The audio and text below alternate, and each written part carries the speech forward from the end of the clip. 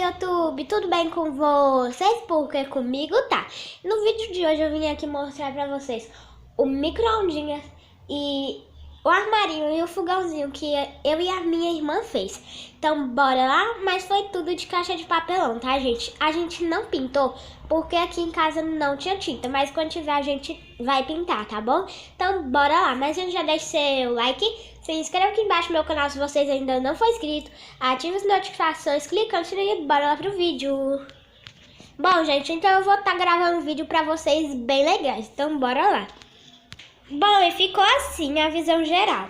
Aqui o quartinho das meninas e aqui a cozinha. Bom, aqui é o micro-ondinhas que a gente fez, não pintou, tá, gente? Não lembre que a gente não pintou. Aí abrindo, olha, deixa eu abrir aqui pra mostrar pra vocês, espera aí. Aqui, gente, tem um pratinho ali. Estão vendo?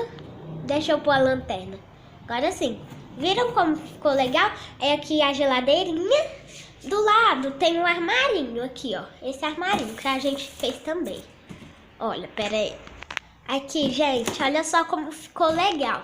Aqui eu pus algumas comidinhas, corante que eu faço comidinhas, remedinho, fine, balinha, bolachinha, copinho, papinha, biscoitinho, pão, arroz. Aí aqui embaixo algumas coisas que eu utilizava antes. Aqui tem colherinha, tábua, liquidificador, o fogãozinho pequeno que eu tinha antes, massinhas para fazer as comidinhas também e um plastiquinho. Então, esse ficou o armarinho.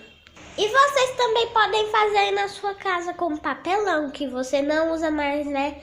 Então, você pode fazer e fica bem legal. Se você tiver tinta, fica perfeito. E olha, do lado ficou o fogãozinho. Olha só que lindinho, gente. Assim. Olha, a gente colou DVDs velhos. Olha como ficou super fofo. Aí quando quiser fechar, é só fechar. Aqui tem o forno, olha. Só abrir. Olha que legal, gente. Vê se não é muito legal. Bem legal, né? Eu adorei, gente. Mesmo que seja de papelão, com papelão dá pra você fazer até uma coisinha bonitinha, sabe? E não fica feio, olha. Se você tiver tinta